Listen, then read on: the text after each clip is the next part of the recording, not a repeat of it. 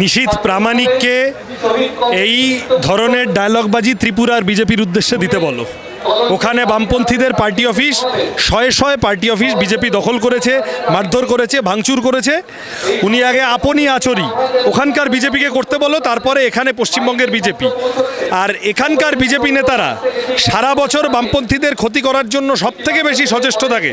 Vote এলেই বামপন্থী জনগণের একটা অংশের ভোট পাওয়ার জন্য এইসব নাকি কান্না শুরু করে।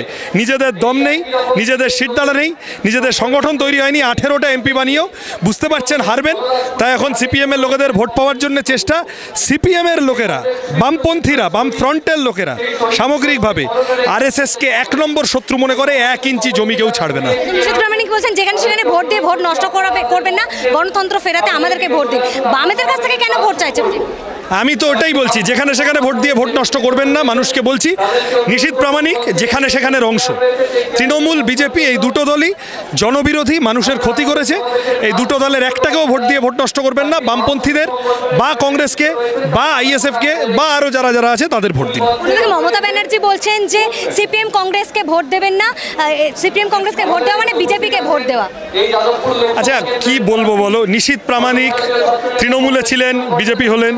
মমতা ব্যানার্জি তৃণমূলে আছেন, কিন্তু ওনার ডান হাত বা হাতগুলো কখন কোথায় বিজেপিতে পালিয়ে যাচ্ছে অর্জুন সিংয়ের মতো কেউ বুঝতে পারছে না। এ তো শোরুম একটা, গোডাউন একটা, শোরুম দুটো। তা এদের কথার উত্তরের উপরে দাঁড়িয়ে আমরা কেন করব? অনেক বেশি জরুরি। পেট্রোল ডিজেল রান্নার গ্যাসের দাম বেড়েছে, ওষুধের 800টা ওষুধের দাম বাড়ছে।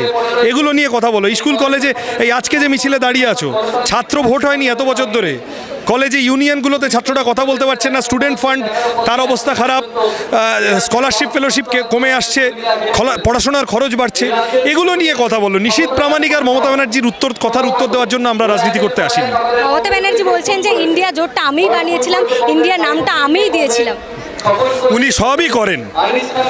উনি মোটামুটি ওই যে গুন্ডা কন্ট্রোল করেন, ছবি আঁকেন, গান লেখেন, হাওয়াই চটি পরে সাটাসাট ফাটাফাট সব কাজ করে দেন। ইন্ডিয়াটাও উনি বানিয়েছেন, কিন্তু কি অজানা জাদুমন্ত্র বলে নিজের বানানো ঘরে নিজে থাকতে পারলেন না, পালিয়ে চলে আসতে হলো। আমরা তো প্রথম দিন থেকে বলছি মমতা ব্যানার্জি হচ্ছেন ওইখানে 1 ফোঁটা চোনার মতো ইন্ডিয়া জোটে গিয়ে ঢুকেছিলেন বিজেপির ট্রোজান হর্স খোঁচর হিসেবে। ওখানে যখন বুঝেছেন একটা সিরিয়াস লড়াইয়ের আবহ তৈরি হচ্ছে ইন্ডিয়ার ভিতরে বিজেপির বিরুদ্ধে, ওখান থেকে পালিয়ে চলে এসেছেন। শেখ শাহজাহানকে এবার সিবিআইয়ের পর ইডি হেফাজতে নিচ্ছে, যেটা জানা যাচ্ছে এই যে ভেরির আড়ালে আসলে কালো টাকা পাচারের কারবার চলছে। একদম 100% ঠিক। এই শুভেন্দু অধিকারী, এই অভিষেক ব্যানার্জিদের বরাভয় বেড়ে ওঠা এই শেখ শাহজাহান, শিবু হাজরা, উত্তম সর্দাররা, এরা সবাই মিলে মানুষের জমি লুট করেছে, ভেড়ির লুট করেছে, কাজ লুট করেছে, লেখাপড়া লুট করেছে, শৈশব লুট করেছে, চাল লুট করেছে, ত্রিপল লুট করেছে। এই লুটেরাদের হাত থেকে বাংলাকে বাঁচাতে হবে। এই লুটেরারা কেউ তৃণমূলে, কেউ বিজেপিতে, এদের হাত থেকে বাংলাকে বাঁচাতে হবে। ডায়মন্ড হারবারে এখনো প্রার্থী দিতে পারেনি বামেরা। একটা গুঞ্জন যে আইএসএফ যদি নওশাদ সিদ্দিকী না দাঁড়ায়, প্রতিকুর রহমান তোমারই সহযোদ্ধা, তিনি প্রার্থী হতে পারেন। ভুল লোককে জিজ্ঞাসা করেছে। বিমান বসুকে জিজ্ঞাসা করো, উনি আমাদের নেতা, উনি আমাদের অভিভাবক, উনি বামফ্রন্টের চেয়ারম্যান। বামফ্রন্ট কোথায় কি করবে, কোন প্রার্থী দেবে উনি ঠিক করবেন। আমরা এইটুকু বলতে পারি, আমরা নওশাদ সিদ্দিকীর দলের সাথে একসাথে এই নির্বাচনটা লড়তে চাই, আমরা ওদেরকে পাশে চাই। যদি কোনো কারণে ডায়মন্ড হারবারটা ওদের দল লড়ার উপযুক্ত মনে না করে, তাহলেও বোঝাপড়া করতে চাই। সেক্ষেত্রে ডায়মন্ড হারবারে আমাদের প্রার্থী রেডি আছে। বন্দ্যোপাধ্যায় বলছেন ডায়মন্ড হারবারে 4 লক্ষ ভোটে হারবেন।